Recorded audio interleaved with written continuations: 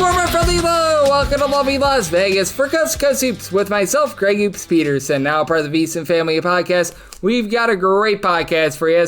Hey, back-to-back days with a conference preview. We are going to be going in on the Southland today, and we're on the S's with regards to mid-major conferences, which means that we are getting mighty close to those high-major conference previews as well. We've got a great one coming up today because all these conferences are conferences that we're able to make money on, so they all deserve equal proper shine and proper respect. And today with the Southland, we're going to be taking a look at the betting trends and the styles of play here in segment number 1 when it comes to looking at the rosters and what we're going to be able to get out of these coaching changes. We're going to be chatting in segment number 2 about that with Rob Donaldson. He does an amazing job with the show/podcast, Rob's Best, just a complete wealth of knowledge when it comes to college basketball. So we're going to have some fun there. And then in the final segment, I'm going to give you guys my projector or finish for the Southland. If you do have a question, comment, segment idea, what have you for this podcast, you have one of two ways to be able to fire those in. First one is my Twitter/X timeline at gunit_81. Keep in mind, Larsium, name does not matter, so as per usual, please do send these into the timeline. And the other way is via an Apple Podcast review. If you rate this podcast 5 stars, it is very much appreciated. And then from there, you're able to fire in whatever you'd like to hear on this podcast via that 5-star review. Did not get in any Twitter/X questions today, but everything is powered by EdgeBoost. EdgeBoost is making sure that bettors are able to access their funds whenever and wherever they want. With EdgeBoost, they make sure that 100% of gambling transactions do indeed get approved. And we go to EdgeBoost.bet, put in that promo code of Greg, G-R-E-G. That's going to get you a dollar for dollar match on your first deposit up to $75. And how about if we take a look at a Southland Conference that is very much based around defense, and you can still see the ripple effects of Stephen F. Austin and the NCAA tournament runs that they made many, many years ago as Stephen F. Austin once again back in the conference. And you've got a conference that has a lot of teams that last year were in the, we're going to call it about top 85 in terms of turnovers forced on a per possession basis. Southeast Louisiana was 83rd with that regard, and you're going to notice in a lot of these mid-major conferences when there's a team that finds something that works, a lot of teams do end up copying that. Texas A&M Corpus Christi took a little bit of a fall with regards to their turnover rate last year, but even East Texas A&M, who was dead last in the conference last year, they were 48th in terms of turnovers forced on a per possession basis. Stone Cold Stephen F. Austin was 41st, and we'll get into their offensive and defensive numbers. And then McNeese, who has really become the juggernaut in this conference, they were number 13 in all of college basketball in terms of turnovers forced on a per possession basis. So you do have a lot of teams getting after it. Now, you don't have every single team in the top 100, but you really don't have a lot of teams that they just avoid generating turnovers. The one thing that you're going to find in this conference, though, is that the three-point shooting for a lot of these teams is suspect. You had a few teams that were really able to rise up with that regard. McNeese was a team that had a little bit of a rough start to the season with their three-point shooting, picked it up late, about 103rd in the country with regards to their three-point shooting percentage, with Rick Cabrera coming on over from the junior college ranks. He's got Northwestern State really elevating with regards to their three-point shooting. They were 104th in all of college basketball with regards to their three-point shooting percentage, but you had quite a few teams that they had their struggles, to say the least, from the outside last year. Stephen F. Austin was in the bottom 20 in all of college basketball with regards to their three-point shooting percentage. Nichols was a team that was up, down, all around in terms of their three-point shooting percentage. They finished up 115th in the country, actually shot a whole heck of a lot better away from home rather than at home. And Incarnate Word was actually really good from the outside. They were 98th in the country with regards to their three-point shooting, but the Vaqueros of UT Rio Grande Valley, they got off to a really nice start last season, and things toilet bowl for them, 273rd in the country in terms of their three-point shooting percentage, so that was leaving something to be desired. New Orleans Privateers, they really had a tough time with it as well. They had a tough time with everything offensive, but 337th in the country in terms of their three-point shooting percentage. Southeast Louisiana was very much built on defense, 250th in the country in terms of their three-point shooting percentage, so did have a lot of teams that they prioritize a little bit more of the defensive side of things as well, and you did notice that there were quite a few very good defensive teams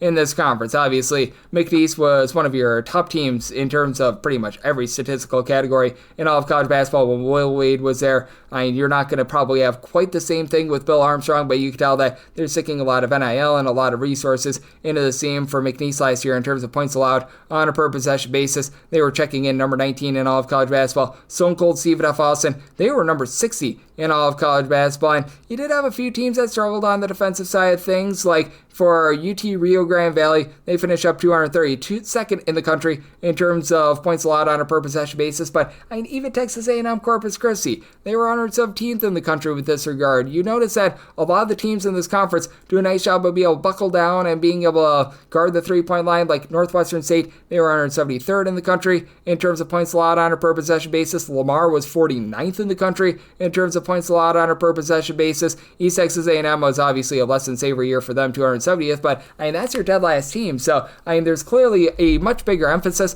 on the defensive side of things rather than the offensive side of things in this conference, and you can see that from the ineptitude that you've got from a few teams offensively last year. McNeese was obviously a rock-solid offense, and we'll see if that maintains, but Stephen F. Austin was 354th in terms of points scored on a per possession basis. East Texas A&M, 352nd in terms of points scored on a per possession basis. These were the two very obvious outliers, and you didn't have anyone that was quite that down low, but still, New Orleans, 342nd in the country in terms of points scored on a per possession basis. Just an absolute disaster of a year they were going through. I think it might have been a gambling scandal. There was something that caused like 4 of their top 5 scorers to be suspended, but like even Houston Christian, they were a little bit better last year, but they were still 313th in the country in terms of points scored on a per possession basis. Northwestern State, 300th in the country in terms of points scored on a per possession basis. Lamar was 2nd in the conference, 392nd in the country in terms of points scored on a per possession basis. So we've got a lot of teams in this conference that are very much prioritizing defense, and you're going to notice in this conference as well, not a lot of three-point shooting,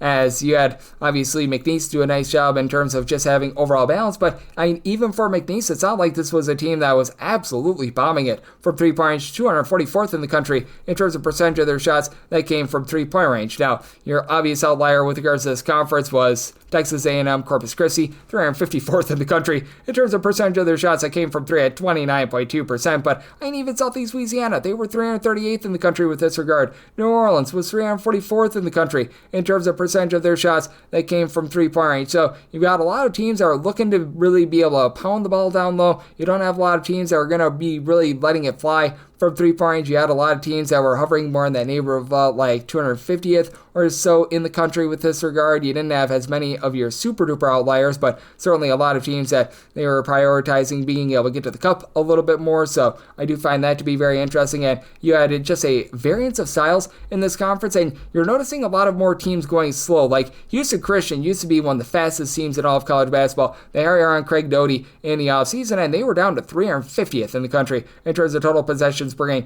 Even with having a coach in Will Wade in there, it's not like McNeese was some sort of blazer. They were 316th in the country in terms of total possessions per game. East Texas A&M, they were one of your faster teams. They were 203rd in the country in terms of total possessions per game. Incarnate Word was very deliberate on offense, 318th in the country in terms of total possessions per game. Nichols is a team that's been very interesting with all their coaching changes, 142nd in the country in terms of total possessions per game, but you're noticing a lot of slow, a lot of controlled teams. UT Rio Grande Valley, one of your main teams in terms of being a Blazer, 59th in the country in terms of total possessions per game. But even for Stephen F. Austin, a team that typically plays quite fast, they were down to 188th in the country last year in terms of total possessions per game. Southeast Louisiana, they were more around about 226th in the country in terms of total possessions per game. So lots of fun intrigue there. In Northwestern State, 344th in the country in terms of total possessions per game. And it was very fascinating to take a look at things from a totals perspective, because you did have McNeese be one of your better defensive teams in all of college basketball. And as I've been laying out, a lot of these teams, they did very much prioritize things on the defensive side of things, and that bared out in the betting trends. You only had 3 teams in this conference play more overs than unders, and 2 of those teams were 16 overs and 15 unders, in East Texas A&M and New Orleans. That's not even to the 52.38% that you need to break even on a minus 110 spread. UT Rio Grande Valley, 15 overs, 11 unders, and a push. Every other team played more unders than overs. Incarnate Word, Southeast Louisiana, both were 15, 16, and 1 to the under, and then 14 overs, 15 unders, and a push for Southeast Louisiana. Had a pair of teams at 16 unders and 14 overs with Texas A&M, Corpus Christi, and Nichols. Your main under team was Northwestern State. 9 overs, 19 unders, and 2 pushes. They played really slow. Lamar was very good on defense, not so great on offense, so 10 overs to 20 unders. Houston Christian, 11 overs, 18 unders and a push. McNeese, 15 overs, 18 unders and a push. And Stephen F. Austin, 13 overs to 15 unders. And you really notice it in non-conference play. Like when you got to conference play, it was a little bit more of an even-Steven split with regards to the overs and the unders. And you did have a few teams that were really able to fly over with regards to non-conference play. Incarnate Word being the main of them, 8 overs to 2 unders. In non-conference play, Texas A&M Corpus Christi, 6 overs to 2 unders. And then UT Rio Grande Valley, 5 overs to 2 unders. But then you had your demonstrative under teams. Southeast Louisiana, 2 overs, 6 unders and a push. Stephen F. Austin, 2 overs to 6 unders. McNeese, 4 overs, 7 unders and a push. East Texas A&M, 4 overs to 7 unders. Northwestern State and Nichols both had 5 unders to 3 overs as well. So I thought that was very intriguing to say the least. And you had a very underwhelming conference to say the least. And then with regards to and against a spread standard, you got a lot of teams that they play relatively slowly. So that allowed for some of these underdogs to be able to hold in there and to be able to cover some spreads. Like you had all but 4 teams go at least 50% against the spread in this conference. Stephen F. Austin was just terrible last year. They were able below standards, 9, 18, and 1 against the spread. New Orleans, they had a lot of guys suspended, 13 and 18 against the spread. McNeese, 16 and 18 against the spread. That's just because they were such big favorites in so many games. And East Texas A&M, 15 and 16 against the spread. But Southeast Louisiana, 18, 10, and 2 against the spread. Houston Christian, 19, and 11 against the spread. Nichols, 17, 10, and 3 against the spread. Lamar, 18, 11, and 1 against the spread. All 4 teams at least 62% against the spread, and then 3 other teams at least 56.3% against the spread. Incarnate Word at 18 and 14. Texas A&M Corpus Christi, 16, 12, and 2, and then Northwestern State, 17, 12, and 1 against the spread. And what I thought was so intriguing is that these teams were able to do a really good job on the road. Only one team covered fewer than 50% of their games on the road last year. Stephen F. Austin, again, disastrous year for them, 6 and 9 against the spread, but you've got a lot of teams based out there in the great state of Texas. You've got a few teams out there in Louisiana, and you really don't have a lot of travel outside of that. You've got a bunch in New Orleans who was terrible last year, and they were 10 and 8 against the spread away from home. You had Lamar go 12, 3, and 1 against the spread away from home. Nichols, 11, 3, and 2 against the spread away from home. Southeast Louisiana, 12, 4, and 1 against the spread away from home. Northwestern State, 11 and 6 against the spread on the road. On the road, Houston Christian went 10 and 6. East Texas A&M 10 and 7 against the spread away from home. Incarnate Word 8 and 6. So all these teams were able to do a really good job when they hit the road. And part of the commonality of that is that a lot of these road teams are underdogs. And as underdogs, these teams were absolutely cooking. As you had 6 different teams cover at least 62.5% of their games as an underdog. Lamar 10, 6, and 1 against the spread as a dog. Houston Christian 16 and 9 against the spread as a dog. Northwestern State 11 and 6 against the spread as a dog. Nichols 10, 5, and 2 against the spread as a dog. Southeast Louisiana 12, 5, and 1 against the spread as a dog. McNeese 3 and 1 against the spread as an underdog. Really, your lone few teams that weren't necessarily great there. New Orleans 12, 17 against the spread as an underdog, and then every other team was only 1 game below 500 as an underdog that weren't profitable. So it was a very intriguing year out there in this conference, and you'll notice if you take a look at the non-conference games that the Southland played, they were quite successful. Only 3 teams outside the conference covered fewer than 50% of their games. New Orleans at 5 and 6. You had McNeese 5 and 7 against the spread outside the conference, and Lamar 3 and 5 against the spread away from their conference. And for UT Rio Grande Valley, a perfect 7 and 0. Houston Christian 8 and 1 against the spread outside the conference. Incarnate Word was 8 and 2. Southeast Louisiana was 7 and 2. 5 and 3 for Northwestern State and Nichols. Stephen F. Austin was 4, 3 and 1 against the spread away from their conference. Even East Texas A&M 6 and 5 against the spread in non-conference play. So very intriguing Southland to say the least. We're going to break it down a little bit more, look at these rosters, the coaching changes, and so much more with our good friend Rob Donaldson, who does great work with the show/podcast Rob's Best Bets. He joins me next right here on Cusco Seats with myself, Greg Peterson, now part of the Beats and Family Podcast, the Southland Conference Preview Edition.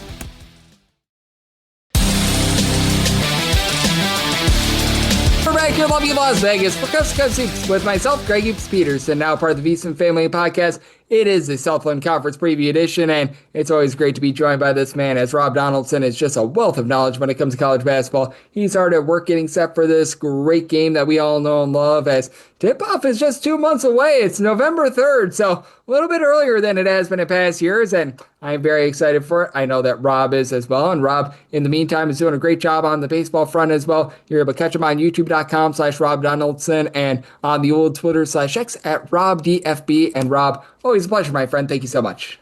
Yeah, thank you for having me on, Greg. And, we were just kind of talking about it, but, The Southland Conference is actually a ton of fun in terms of the competitive balance, but also in terms of the excitement that we get from all these teams in any given year, because we've seen some teams that are very up in this league, then have their moment in the sun kind of dry up. And I'm excited to jump into these teams with you today. Oh, I am as well. And I'm excited for the Southland because it feels like there's going to be a big hodgepodge in the middle, but there's one team that I'm looking at that feels like it's going to be at the bottom. That's East Texas A&M. They bring back Tate Mosher, who had 5.5 points per game last season, but they have to replace each other top four scores from a team that last year won 5 games, and I think that this is a wet match in a dark cave in a Southland that I honestly feel like there's a lot of upside with this overall conference, just not with East Texas A&M. Yeah, and East Texas A&M, Texas Commerce, whatever you really want to call them, I feel like they don't even really truly care about their basketball program is a lot of the vibe that I get.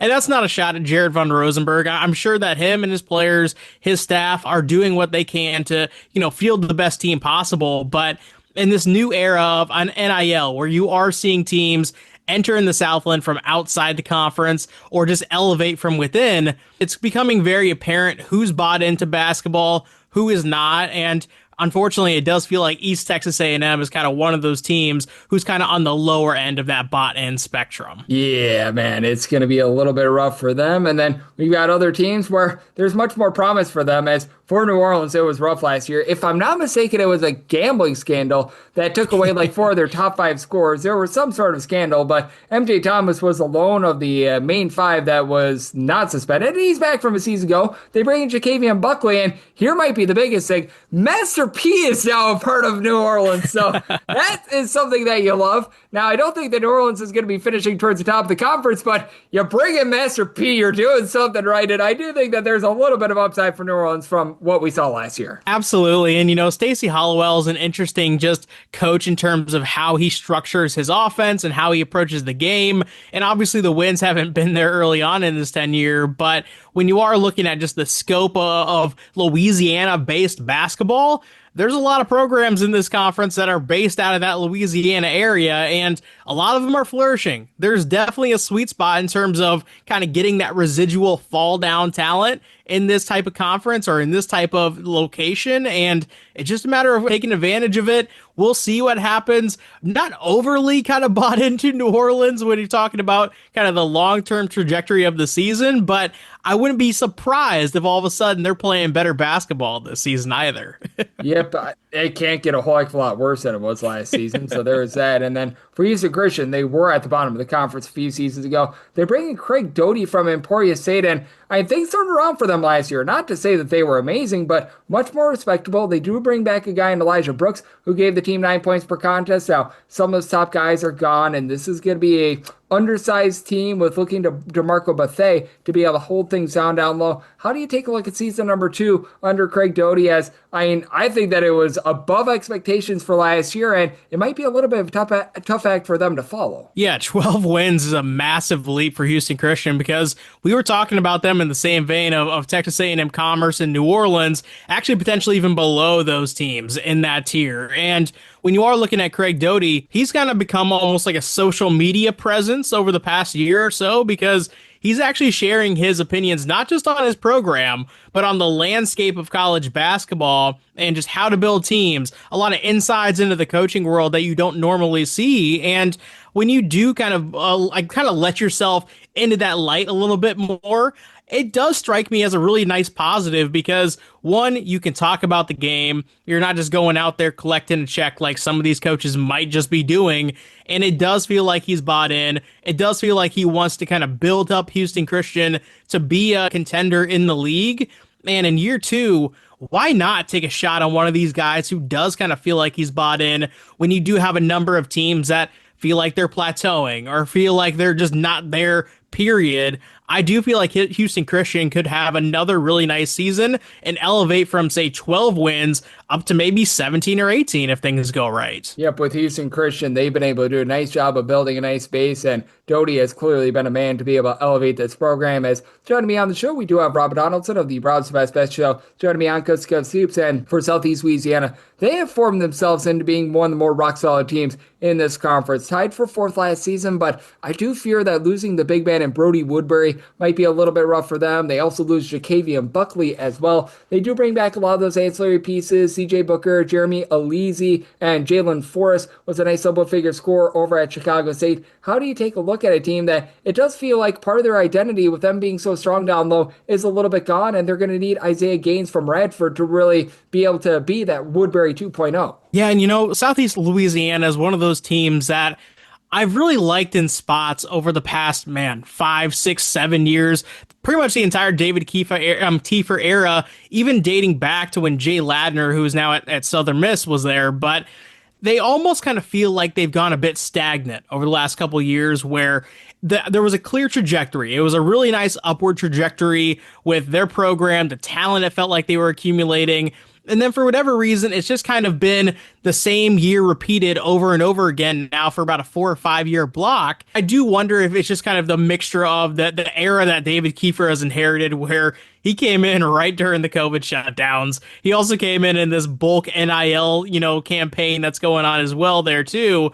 And maybe it's just kind of taking him a little bit longer to make the adjustment from one building perspective to another. This does kind of feel like, again, when you're talking about the Southland, just one of those conferences, or one of those teams rather, that I feel like maybe is plateauing under their current tenure. And until they kind of show me that they are elevating back up to, a higher standard again, I don't necessarily know if I'm going to be totally bought in on them to actually be a force in the conference. And this was a team that was a little bit wobbly and inconsistent last year. I'm talking about UT Rio Grande Valley, who they've had some years where they have been absolutely awful. It felt like they really elevated last year, though. They nearly knocked off Wisconsin on the road, but Hassan Abdul Akeem was a big reason why. He was injured towards the back half of the season. That caused Grand Valley to toilet bowl a little bit towards the back half of the season, but they bring in Marvin McGee from Cal State Bakersfield, meet me for the Roadrunners. Corey Cotton comes on over from Jacksonville State, and this is one of my favorite names in all of college basketball. Always right in the backcourt from Rhode Island. How can you go wrong when you have always right on your team? But that said, Trey Miller is really that is sake for this team. How do you look at a Grand Valley team that without Abdul Hakim, they really had a tough time last year, but I do like some of the pieces that they brought in and certainly the names that they brought in. Yeah, and obviously in Texas, you're never going to be in a shortage of players who have that kind of familiarity with the area and may want to play for your school, especially if it's kind of a go back home sort of moment. And Kahil Fennell, to your point, Year 1, 16 and 15, my goodness, that is a stark improvement for UTRGV. And, this is a former Mark Pope guy at BYU, where they were lighting up scoreboards, they were putting up a lot of shots, and in year 1, we saw that same sort of style be implemented right away. And now all the transfer talents that you're mentioning, from, UTSA, from Rhode Island with Always Right, these are guys that are coming from schools that, guess what, had that same sort of mold of lighting up the scoreboard, putting up a lot of shots, and really emphasizing that style of ball. And I feel like that style just plays so well in these types of leagues. And so, yeah, call me kind of a believer in UTRGV. This is one of those programs that I do think is actually elevating and on the rise within the conference. And if they go from 16 wins in year 1 to, say, 21, 22 wins in year 2, I wouldn't be surprised. I think this conference is wide open, and they're one of those teams that I'm kind of willing to buy in on. And this is a team that I'm willing to buy in on as well because they've got a lot of returning talent, and that'd be Northwestern State. They bring back the likes of a Landon Jawanman, who was able to shoot it well from 3. Micah Thomas was really good in that backcourt, shot over 40% from 3. Now, they do lose a few guys down low as they do lose their main shot blocker, but you do bring back Willie Williams, who was able to give the team 7.5 rebounds per game. Izzy Miles was over at Tarleton State, so he very much knows how to generate turnovers, which is very paramount in the Southland with Stephen F. Austin in the conference. And I look at Northwestern State under Rick Cabrera. They had a really nice year last year, and unlike some of these teams where I feel like it might have been like a one-hit wonder, I think he's building something long-lasting, and I think that his NAIA roots actually bode very well in this conference. And steady year-over-year improvement, right? And from that standpoint, too, when he first came in, It was kind of a terrible situation because Northwestern State had just come off of a really dream season, and their head coach, who has been there for a long time, retires, and all of a sudden, all the players, there was kind of a, I don't even know what you call it, and it's not really a scandal, but they didn't like the fact that they didn't hire from within Rick Cabrera from the outside looking in of the program, and so kind of all the players that would have theoretically been there for Rick Cabrera in year one bailed out to Austin P, to all these other schools that kind of fell in the residual, kind of similar tier conferences. And Rick Cabrera, year one, yeah, he went through it, but year two, you saw a stark difference. And we always talk about those year three guys, Greg, when we're talking about, what we can expect, the upside of that kind of building block year of a 10-year. And I do feel like Rick Cabrera might be building something really special. It wouldn't surprise me if, again, this is a 20-win team out there in the Southland. And when you are looking at the scope of this conference, bet on upside. A lot of young faces, a lot of new faces from a head coaching perspective. And I do feel like Rick Cabrera is one of those guys that might really kind of shock the world in terms of a betting front. Yep, I think that Northwestern State does have a lot of upside, and we always have a lot of upside on this podcast when we've got our good friend Rob Donaldson aboard. He's joining me right here on Coast to Coast Hoops, and when it comes to this conference, you have Lamar, who's really been able to rise up over the last few seasons. They were outright second in the conference. Now, they do have to replace a few guys. I really liked Alexis Marmayole, who was the top scorer for them. But when you have a guy in 6'10" Andrew Holyfield, who's able to shoot over 37% from three, that's a good deodorant for that. They bring back Janko Bulisic. Hopefully I said that correct. He's able to give you a little bit of size at 6'10" as well. Cody Penbaker, they did a nice job of being able to keep some of these pieces in. And I think the real X factor is BB White, who was a starter for them 2 years ago. He was injured last year, and I think that some of these teams with out of sight, out of mind guys like BB Knight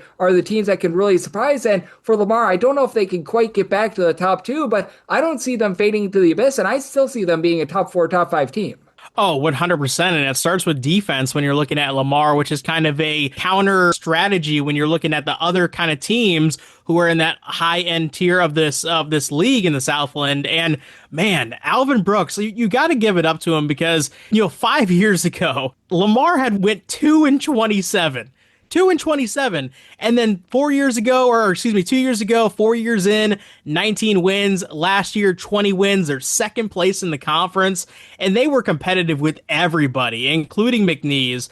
And from that side of things, it's hard for me to just be like, oh, well, Lamar's going to fade back into the abyss of where they were, in the early stages of Alvin Brooks' tenure. No, I think this is a program that's here to stay in year 5 now of being in the Southland Conference, and I think Alvin Brooks is a real reason why. And even though the roster turnover is going to be crazy with these teams, this is a program that I think is going to be a pretty solid bet game in and game out, especially against the higher up teams in this conference. Yep, I am right there with you. I love what I'm seeing out of Lamar right now, and this team has formed themselves to be pretty solid as well. For Texas A&M Corpus Christi, obviously they've had a few coaching changes over the years with Steve Lutz going to Western Kentucky and then all the way up to Oklahoma State. But in the 2 years without him, Jim Shaw has won 20 and 21 games. He's been able to maintain a lot of what we've seen from Texas A&M Corpus Christi, a team that really is not going to go out there and bomb it from three, but they do a nice job of generating turnovers.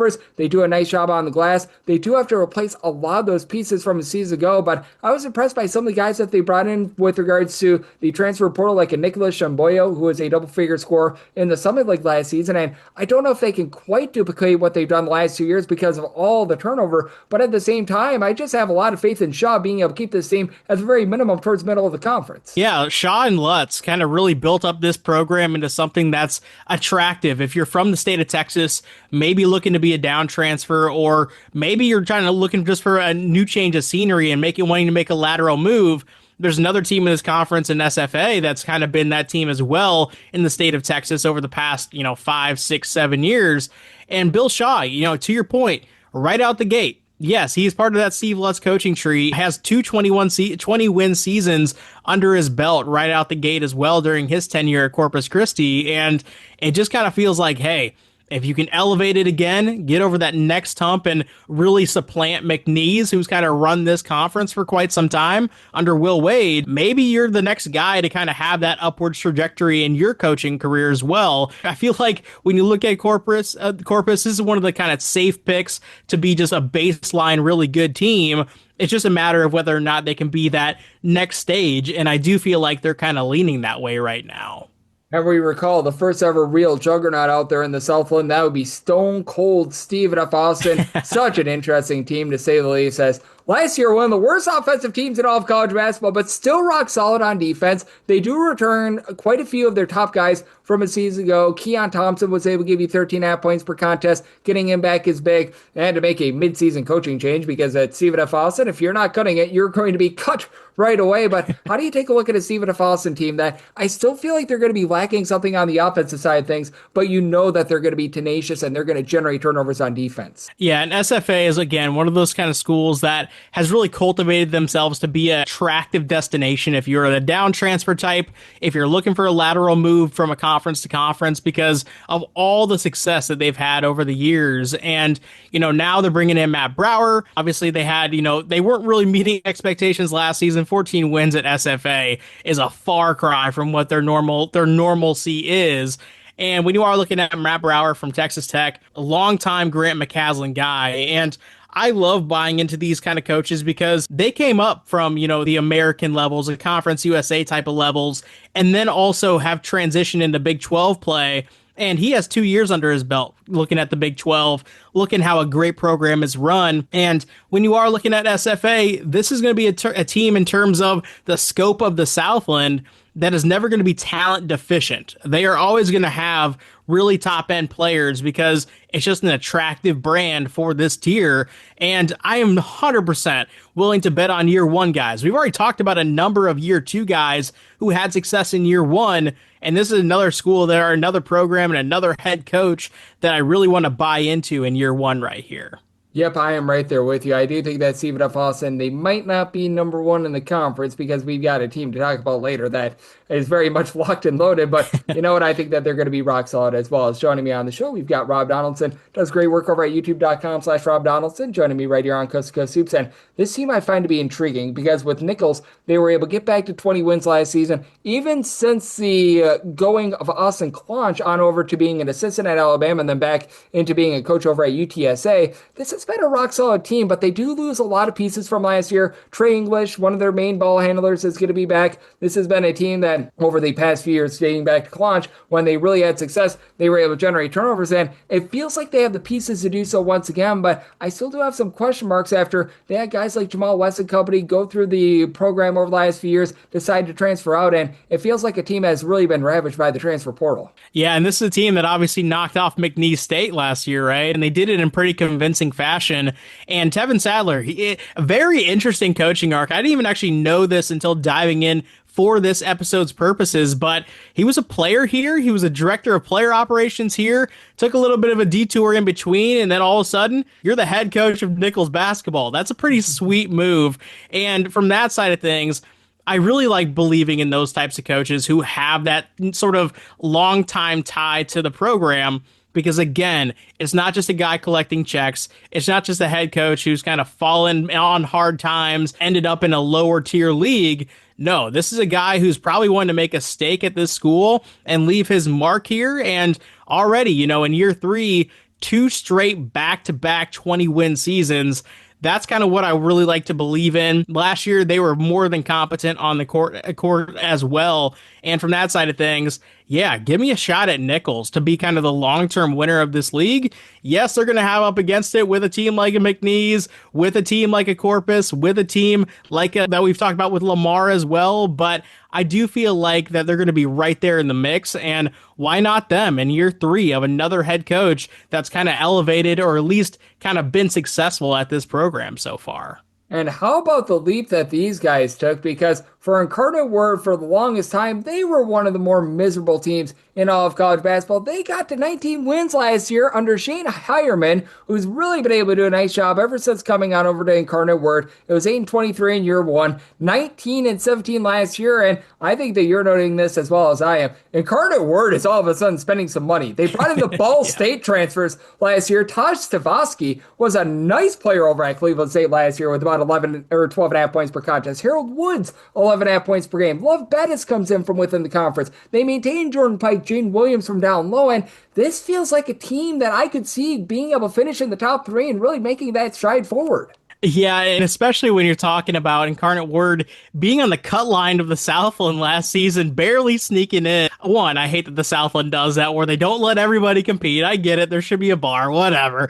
But Incarnate Word was actually fielding a really impressive team last season. And to go from 8 wins in year one with Shane Ironman to 19, one, that shows me that the coach is bought in. Again, I'm going to make myself repeat that over and over again with these types of programs. But what it also tells me as well is this guy can utilize the portal, and he's utilizing it well to cultivate something that actually can be successful on the court as a product. And so, yeah, I'm right there with you. We've been talking about year 2, year 3, year 1 guys in bulk with this conference, because in this conference, it's pretty much a reset, almost entry-level head coaching league from the standpoint of a lot of fresh faces, a lot of coaching turnover, one from being fired or getting elevated or just wanting a shot at having your own team.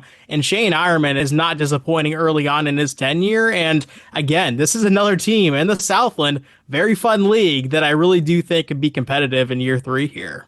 Yep, I think so as well. I've got them in my top 3 personally. And then when it comes to this team, I think that it's a Ric Flair mentality. In order to beat the man, you got to beat the man. And right now, McNeese is a man. Now, do they lose Will Wade? Yes, but Bill Armstrong comes on over from Baylor, and they actually maintained a few pieces from last year. They've got Tejon Brown, who is a nice ancillary scorer off the bench. DJ Turn It Up Richards was able to give you some nice production as well. Now they're gambling on Gawari Duel, who has not lived up to his top 50 recruit, but he was a former top 50 recruit, so that's great. Jacob Fredson Cole comes on over after being a top 200 guy over at Oklahoma. Deshaun Archie was solid over at Tulsa. Like, they bring in a lot of talent, including Giannis Ndonja. He actually comes on over with Armstrong from Baylor. And I just look at this McNeese team, and once again, they have got the best roster money can buy out there in the Southland, and it's hard to put any team above them. Yeah, no, I'm right there with you. And, going from Will Wade, who obviously was a dream hire for a team like a McNeese State, where he got forced out of LSU because of all the scandal stuff, and he was a great head coach at LSU. It's not like it was the excuse to fire him at LSU. It just kind of happened so. And McNeese obviously benefited from that in terms of building up a brand, experienced success over the past 2 years. And now, because of that kind of piggybacking of success, they're still recruiting in top talent because it's an attractive destination in the state of Louisiana, kind of buried in the South there. And again, Bill Armstrong coming over from Baylor, Scott Drew assistants. It's like a money move. If you just want to have, a strong baseline of where your program could be, pick apart some of these, preliminary schools or really primary schools that have always experienced success with these long-term head coaches. And yeah, I feel like McNeese is not a team that I want to fade at all. It's maybe not a team that I want to bet on in terms of the longevity of this conference, just because it does feel a little bit more open than past years, but I know that they're going to be successful. It's just to what degree are they going to experience success? Is it going to be Will Wade 2.0, or are they maybe going to fall back a little bit in the pack in the Southland? That's what's yet to be determined, in my opinion. Yep, I don't know if they're going to get a 12 seed and knock off Clemson in the NCAA tournament once again this year, but no question about it. This is a rock-solid team, just like we got a rock-solid guest aboard for a good conference. As I know you, Rob, are doing an amazing job getting set for an amazing season of college basketball, and in the meantime, you're doing a great job on the baseball front. So let the good people at home know it's all in tap for you, and how people can follow along on social media and other platforms. Well, hey, always a blast talking ball with you, my man. And, for those who are wanting to follow my bets once college basketball comes into fold, make sure you are following me over on Twitter/X at RobDFB, and also on my YouTube channel, which is just my name, Rob Donaldson. But as always, Greg, I appreciate having me on, man. It is always great to be able to get Rob aboard every single time he joins me. He lends such amazing insights and did so once again today. So big thanks to Rob for joining me right here on Coast to Coast Hoops, now part of the VSiN Family Podcast. And coming up next, it is that time podcast. I give you my projector or finish for the Southland.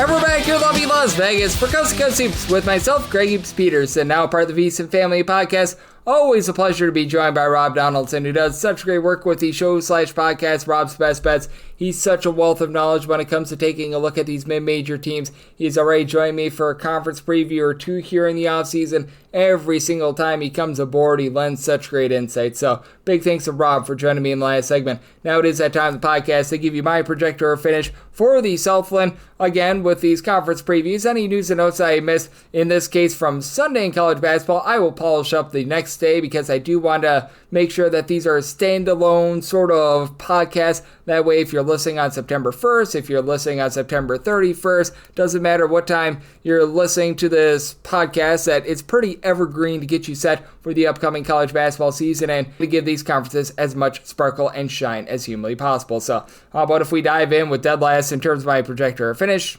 I'm sorry, but I have to do it. Texas A&M Commerce, aka East Texas A&M, depending upon which name you want to go with. Just not a lot here. They bring back Tate Mosher, who is able to give you about 5.5 points per contest, and this team is okay at being able to generate turnovers. This was a top 90 team in terms of turnovers forced on a per possession basis.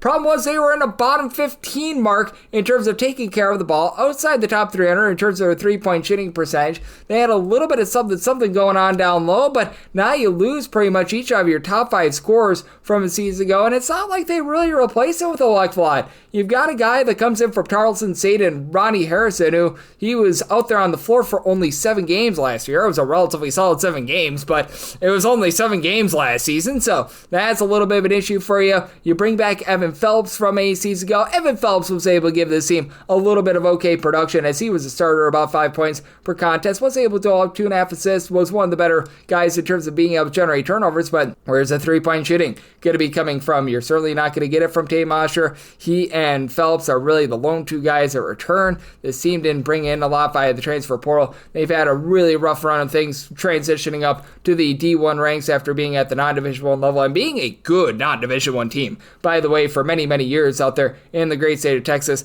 I just feel like this is another brutal team. They've got a little bit more size than a season ago with Omar Ashzili coming in. He should be able to give you a bit of something at 6'8", but again, a guy that really doesn't have Division 1 experience. So Texas A&M Commerce, I think, is going to struggle. I've got them at number 12 in terms of my projector finish. Now you've got a massive hodgepodge after this. As number 11, I'm actually going to go with Houston Christian. Nice breakout year for them last year, and they're going to be bringing back Elijah Brooks. Elijah Brooks is a guy that was able to do a nice job for this team, being able to supply double figures, so I think that he's going to be very sure-handed. And you bring in from Eastern Illinois, Obita Curtis. He was at 6'5", able to average about 6.5 points per contest. Bringing back DeAndre Samuels, that's going to be relatively rock solid as well, and oversold Brooks a little bit. 9.1 points, 2.5 assists per contest, but close to 10 points per game. But Samuels, 7 points per contest, one of the main three-point shooters last year, 37% three-point shooter. They're gambling on Ajani Lee, looking good, coming in from St. Thomas. 2 years ago at 6'9", he was making 36.5% of his threes, was limited to not being able to play at all last season. And then the Utah Valley transfer and Kylan Green, he was able to give the team 4.5 points, shot 43% from 3. That's going to be able to give you some nice pop from the outside. DeMarco Bethea, he comes in after he was at East Texas A&M last season, give the team about 7 points per contest, but I do feel like with this Houston Christian team, much of their success against the spread last year was because there was just so stinking low expectations for them. They did sneak up on a few teams under Greg Doty. They're playing much more slowly than they did in the past. Obviously, the defense is much better, but they still don't have a ton of three-point shooting. This is still a unit that was dominated on the glass last season, and I do think that that's going to cause some issues for them. So I've got Houston Christian at number 11 in terms of my projector finish. At number 10, this team has been on some tough times recently, but now you've got the master class in. We're going with New Orleans. Master P is now a part of the organization, and we like that for this bunch. For New Orleans, they had to kick a bunch of guys off the team. I forget if it was a gambling scandal or something else, but yeah, that was not great to say the least. MJ Thomas was pretty much the lone of their top 5 scorers that finished out the season. He is back, and he was rock solid down low. About 11.2 points, 7.8 rebounds per game.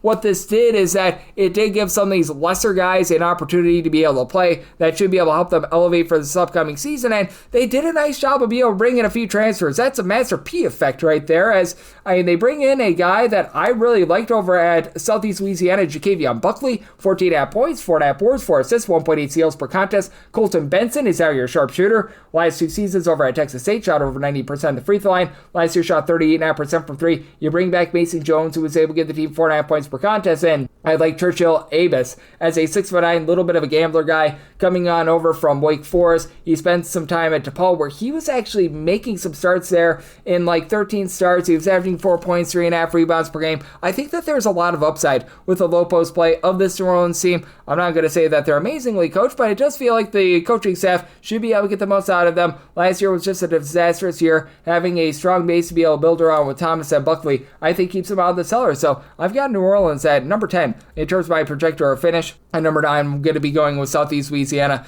Just so much of their production and so much of their identity last year was built around Brody Woodbury down low, and losing him I think is rough. They still have a relatively solid backcourt as Jeremy Alizi is back after he was able to give the team 10.5 points, 5 boards, and a little bit over a steal per contest at 6'6". He was a freshman last year, so lots of upside there. They bring in Jalen Forrest to fortify the backcourt. At Chicago State last year, 12.5 points, 4.5 boards. Even before Chicago State was solid at Presbyterian, CJ Booker, he was able to give the team a little bit over 2 assists per contest, so that helps out with the facilitation that's lost by Jacavion Buckley transferring on over to New Orleans, but they don't have quite as much depth as they have in the past. They're going to be looking to Isaiah Gaines to be able to stabilize things down low, as he at 6'8", was able to give about 5 rebounds per game when he was over at Radford last season. Ethan Pickett, he was able to come in from Illinois Chicago, 4.5 points per contest last season, so it lacks a little bit of pizzazz. They're just not quite as strong down low, so I do think that for Southeast Louisiana, they take a little bit of a fall. I've got them at number 9 in terms of my projector or finish. At number 8, I'm going to be going with Nichols. They are tasked with having to replace each of their top 4 scorers from a 21 squad from a season ago, but you do bring back Trey English. Not a guy that's really been a scorer throughout his career, even going back to when he was out there in the Big South, but still a guy that's able to give out 2.5 assists, a little bit over steal per contest. Amarian Ellis is actually a guy that began his career at Marquette, really has not blossomed yet, only about 4 points per contest last season. I think he's got a little bit of upside. They bring in Nick Crass, who was a part-time starter over at Tarleton State. He's going to be able to help this team generate some turnovers, as you may recall during the Austin Clonch days, Nichols was always so good at being able to generate turnovers, and it looks like they're trying to get back to that identity. You bring back Sincere Malone, who was able to give the team a steal and a half, 5.5 points, 4 rebounds per game, and Nichols is going to be a team that's going to be a little bit dominated down low, but I do think that they're going to do a nice job of being able to generate some turnovers. I think that they've got some relatively good backcourt play. They're going to be looking to a non-Division I transfer in Zayden Cross, who was able to put in there some good production along with Dominic Betancourt. He at 6'9", should be able to give the team a little bit of size, and I do think that there's some upside with these guys. So with Nichols, I did set them at number 8 in terms of my projector or finish. At number 7, I'm going to be going with the Vaqueros of UT Rio Grande Valley. They do bring back Trey Miller from a season ago, and bringing in Corey Cotton from Jacksonville State, I think is going to be rock solid for a team that they certainly do like to be able to drive the ball inside. This was a squad over the last few years that really has avoided taking a lot of three-point shots, and with Cotton, he should be able to fit the team's identity. He was able to average 7.5 points, 3.2 rebounds per game at Jacksonville State, one of the slower teams in all of college basketball. Now, Grand Valley is a team that's looking to crank up the tempo a little bit more, but Cotton at 6'6" was able to generate a little bit over a steal per game last season, so I like that. And with Trey Miller, last season, shot it horribly from three-point range at 26.5%, but 10 points, a little bit over 4 assists per game. When you're able to bring back your main facilitator, that's a big thing. Now, for Grand Valley, you can tell that this team went straight down the toilet bowl with the losses that they took towards the back half of the season last year, because they were very much relying upon Hassan Abdul-Hakim, just a 6'8", nice player, and he was a big reason why they very nearly knocked off Wisconsin last year. Losing him is big. Losing Cliff Davis, that's going to be hurting them quite a bit. And I mean, this was a squad that last year was only shooting about 33% from 3, but they were very good inside, a top 50 team with regards to their 2-point shooting percentage, so they're going to be looking to try to build around their inside play as well. And they bring in a guy by the name of Always Right. What a name there from Rhode Island. I still remember he didn't get a lot of run with Rhode Island, but when he was able to get out there, he was relatively solid. So, I mean, that's a guy that's going to be able to help out with the facilitation a little bit of an unproven three-point shooter, but Zay Blake was over at UW Green Bay a few seasons ago, he was shooting over 40% from three-point range. And Marvin McGee, I really do think is the X factor. He comes in from Cal State Bakersfield, meet me for the Roadrunners, 10 points, 4 boards. He's only 6'4", but he's able to do a nice job of being able to hit the boards, and I do think that he's going to be able to stabilize things down low and keep Grand Valley towards the middle of the conference. So I do have the Vaqueros at number 7 in terms of my projector or finish. At number 6, I'm going to be going with Texas A&M Corpus Christi, and I do like this Texas A&M Corpus Christi team. They do lose some of those heart and soul pieces from a season ago, so that's going to be a little bit of an issue for them, but Corpus Christi is always built around being able to generate some turnovers and really driving the ball inside. This is a team that they avoid taking three-point shots like the plague. They were in the bottom 15 in terms of percentage of their shots that they took from three-point range, and having to replace someone like an O&D's is going to be a little bit rough for them, but at the same time, this is a Corpus Christi team that has done a nice job of being able to utilize whatever resources they have to be able to hit the transfer portal. Nicholas Shamboyo is someone that was able to put up double figures when he was over at Denver last season, and I'm very curious to see what Sheldon Williams is going to be able to give you as well. He's 6'8". He's sort of going to be that replacement for O&D's, as he last year was able to give you 6.5 points, 4.5 rebounds per game, but was limited to 19 games last season. Not quite as versatile in terms of his three-point shooting as D's was a season ago, but a clean bill of health I think is going to be able to help him out quite a bit. And then you've got D.A. Houston, who I think could be a little bit of a upside guy out there in the backcourt. You've got Cam Parker as well, who should be able to give the team a little bit of production with regards to scoring. Not too much of a facilitator. Houston is a guy that you're going to be looking to be able to give you some relatively good production, a guy that has just bounced around throughout his career, for lack of a better term, because he spent a little bit of time with Longwood last year. He was over at Coastal Carolina, only got out there for one game. They didn't give him too much of an opportunity, but you look at the last time he was really able to get meaningful minutes over at Longwood. He was averaging about 2.5 assists per game, 7 points per contest in the last 2 seasons. Guy that's a career about 34% three-point shooter. I think that he fits his system relatively well. I do think that for Texas A&M Corpus Christi, they're still going to be able to do a good job of being able to generate turnovers. It's going to be probably a little bit of a hodgepodge team towards the beginning part of the season, but having Jamal Ambrose coming on over at 6'10" from Omaha from 8 seasons ago, I do think that he's going to be able to give you a bit of something as well, and has a little bit of versatility to his game as well. So I do think that Corpus Christi is going to maintain that good defensive fortitude, and I do think that that keeps them towards the middle of the conference. I've got them at number 6 in terms of my projector finish. At number 5, I go with Northwestern State. With Northwestern State, they returned darn near half their production from a season ago, and I really like Willie Williams along with Micah Thomas. Micah Thomas is a guy that really brings everything together out there in the backcourt. Last season, 12.5 points, was able to shoot 42% from three-point range, much needed for a Northwestern State team that, outside of him, they really didn't have the world's greatest three-point shooting as overall as a collective. They did shoot about 35.5% from three-point range, but losing John Sanders, he was pretty much the only other guy that consistently shot threes, so was able to give the team a little bit of something.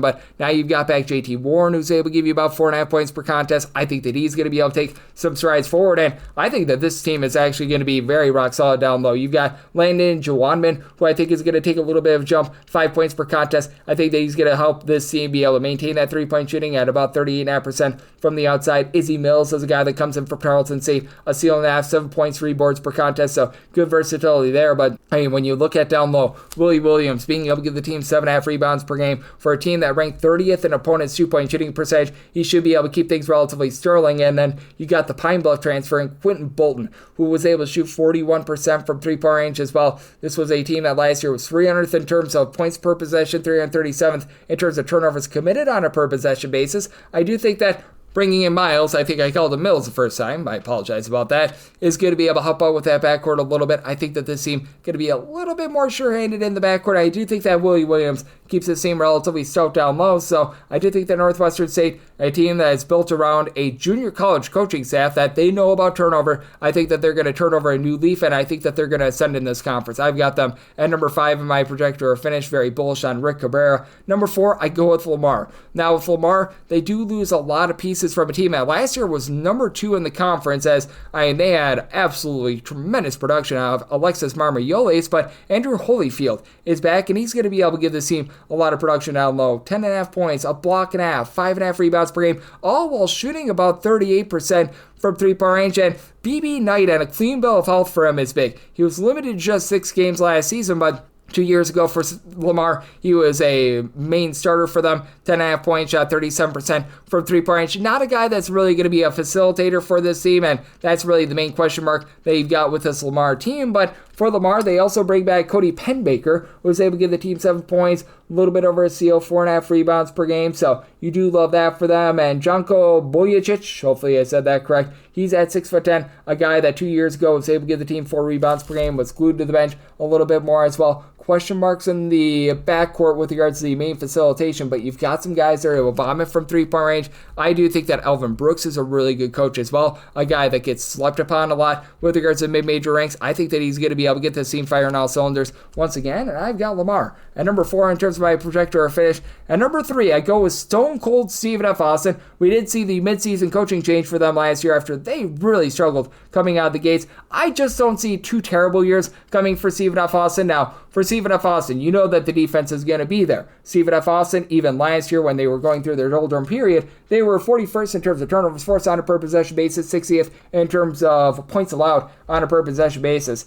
They were, though, 354th in terms of points per possession, 361st in turnovers on a per possession basis, and 358th in three-point shooting percentage. But bringing back Keon Thompson, that's going to be able to help out. He missed the first few games of the season. He averaged 13.5 points, 5 boards, 3 assists, nearly 2 steals per contest when he got out there, and it is Christmas. Krishan Christmas, 7.5 points, 5 boards, nearly 2 steals per contest as well. And Jared Colonel, he comes over from Northwestern State. He's going to be able to help this team out down low, over 2 blocks, 5.5 rebounds per game. Sometimes with Stephen F. Austin, they've been a little bit, shall we say, not great down low, and now they get a little bit more pop from three-point range with Cam Burton coming in after he, at 6'9", was within the conference over at Southeast Louisiana, shooting 35.5% from three-point range. And Lateef Patrick is one of the more underrated junior college transfers out there in the country, as he at the junior college level over at Trinidad State averaged 24.2 points, 5.8 rebounds, 3.9 assists, 2.4 steals on 38.9% three-point shooting. He's going to come in right away. He's going to be a nice fit with a Stone Cold Stephen F. Austin style. I still think that this is going to be a Stephen F. Austin team that we're going to see some shades of what we saw last season.